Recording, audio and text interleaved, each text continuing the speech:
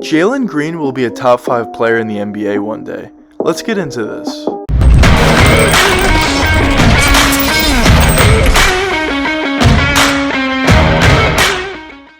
Quickly before we get the video started, if you guys enjoyed this video and want to see more NBA content just like this one, hit that subscribe button and that post notification bell. Anyways, back to the video. Jalen Green was drafted with the number 2 overall pick in this season's draft. Typically, when you look at the top prospects in each NBA draft, they're usually coming out of college, maybe they're coming from overseas, but that's basically it. But Jalen's different. He was one of the first top prospects coming out of high school to actually decide to skip college and move to the NBA's new program in the G League. Now that the NBA has added their own G League program as a different option from college, there's now a debate to whether players coming out of high school should either go into college, or maybe if they're a top prospect, maybe they should just skip college and go straight into the NBA's G League program. And you may ask, which option is actually a better option? Now, I personally think there's positives and negatives to both sides, but just talking about the G League program, some of the positives is the players that you're playing with and playing against have basically all had NBA experience, and that could help you significantly. When you have guys on your team that are basically all older than you and all have NBA experience, some of these players can really take him under their wing and just give him all the information that he would ever need. They can give him the information of what it takes to actually win in the NBA, what it takes to actually be a good player in the NBA, and now he has all that experience going into the NBA that would certainly help him in his rookie season, and it would help him grow faster once he gets to the NBA. So I think that's one of the benefits of joining this G League Ignite program. But one benefit I also would like to mention about college, because I still think that's a pretty good route as well, is when you play in college, most of the time you're going to be playing in front of a sold out arena. So once you're getting used to playing out in front of a sold out arena, transitioning into the NBA would be a lot easier, because in the NBA all these arenas are basically sold out, especially if you go to a stadium like Madison Square Garden, which is always sold out. And specifically a guy like Immanuel Quickley, who played over in Kentucky, once he came to the Knicks, one of the reasons why he was able to progress so quickly and just not be scared of the moment whatsoever was because something he said was because he used to play in Kentucky, and in Kentucky they always had sold out arenas, so he kind of just got used to the environment, and once he came to the Knicks it was basically the same environment and he wasn't scared whatsoever. So I think that's one benefit of actually playing at college. So I think there's positives and negatives to either option, and I think as a player coming out of high school, if you're a top prospect or if you're not a top prospect, I think it should just be up to them to decide, and whatever option they make, I don't necessarily think there's a worse option between the two.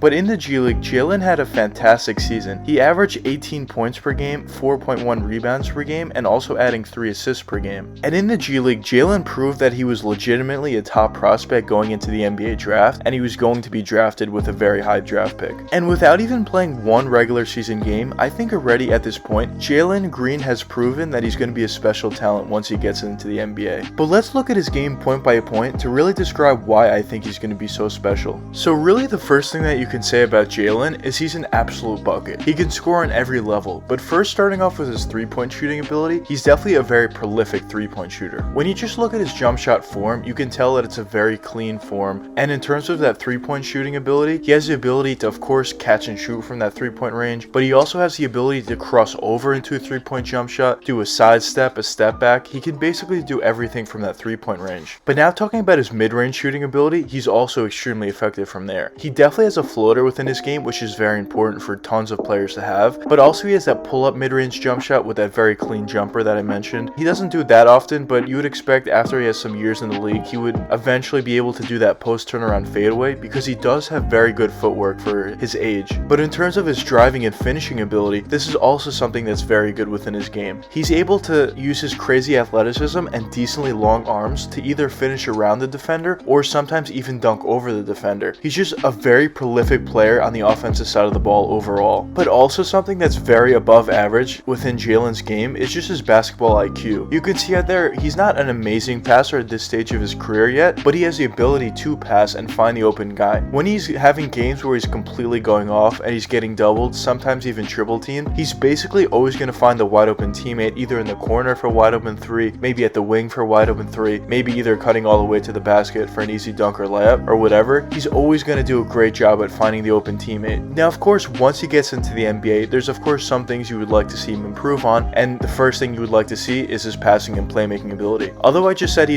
has good basketball IQ and he's going to find that open guy when he's doubled or triple teamed, he's not necessarily a good passer or a great passer at this point. But you would expect that to get better each and every season that he plays in the NBA and just gets more and more NBA experience under his belt. But another thing that Jalen does very effectively is with that crazy athleticism and decent size for his position, he's easily able to grab that rebound on the defensive side of the court and quickly push the ball up onto the offensive side and basically blow by whatever defender is in his way and either dunk over them or finish around them with crafty layups, or maybe even pass to his teammate for an easy dunk or three-point shot. Even though Jalen hasn't played a game in the NBA, I think at this point it's pretty clear to me personally that this guy is such a special talent going into the NBA, and I think once he gets there, he's going to surprise a lot of people. But I think to most people, based on how he's played in the G League, high school, and also how he's played in the preseason thus far, I think it's clear to a lot of people that he's going to be a special player in the league. But why am I taking it a step further and saying that one day he could potentially be a top 5 player in the NBA? When you look at a lot of different characteristics that it takes to become a star player in this league, you talk about a guy who's very prolific in terms of his scoring ability. And when you look at Jalen Green, he definitely has that ability very early on in his career, and he's very refined within his offensive game extremely early, before he's even played a single NBA game. So you would expect as he plays in the NBA and has those seasons and NBA experience under his belt, he would continuously get better. Maybe he struggles a little bit in his rookie season, but maybe after that in his second or third season, he really starts to get a grip of what the NBA is like, and then he really goes on to what he could potentially be going forward. Or maybe he comes right out of the gates and he just is insanely good on the offensive side of the ball because of his experience in the G League and experience with other NBA players who already had NBA experience. Maybe that helps him out a lot and makes him a better player quicker. But you talk about confidence, that's another thing that you need to become an NBA star. I think Jalen Green clearly has confidence. You talk about him playing in the clutch, you talk about him playing just in general, the type of shots that he's taking, players wouldn't take if they didn't have the type of confidence that he had. And you talk about the ability to pass and play make, at least to a certain extent. I think Green also has that ability. He's proven the ability when he gets doubled or triple teamed, he's going to find that open teammate. And another characteristic of all these star players is consistency. Now, of course, it's very early on in Jalen's career, and I guess you can't necessarily tell if he's going to be a consistent player once he gets to the NBA. We have to see how he performs. But honestly, at this point, I feel like with a combination of how refined his offensive game is and also the confidence that he has at this point in his career, I can easily see this guy going into the NBA and being one of the more consistent players we have. So all those factors together is probably the biggest reason why I think Jalen Green could potentially be a top 5 player one day in the NBA. I'm not saying it's going to happen this year, not next year, not the year after that, but eventually I think he's going to continuously get better year after year until eventually his peak of his career could be a top 5 player in the NBA. But we'll see what happens with Jalen Green's career going forward. I'm extremely excited to see what he could do for the Houston Rockets. I think he's going to be a really good player. I'm also very excited to see what this draft class can do going forward. There's some players in this draft class who I also think are going to be very good players. It's going to be very fun to see which player between Cade Cunningham and also Jalen Green does turn out to become the better player in the long run. I think it's very close. If I had to put a bet down, honestly, I think Jalen Green could be the better player between the two guys. But of course, it's very close. Both guys have a ton of talent going forward, and it's just going to be very exciting to watch their careers unfold. But anyways, let me know what you guys think in the comments. Do you guys think Jalen Green has the talent to potentially become a top 5 player in the NBA, or do you not think so? But anyways, I hope you guys enjoyed the video, and if you did enjoy, please leave a like and subscribe and hit that post notification bell. It really helps me out a lot. Until the next time, peace out, guys.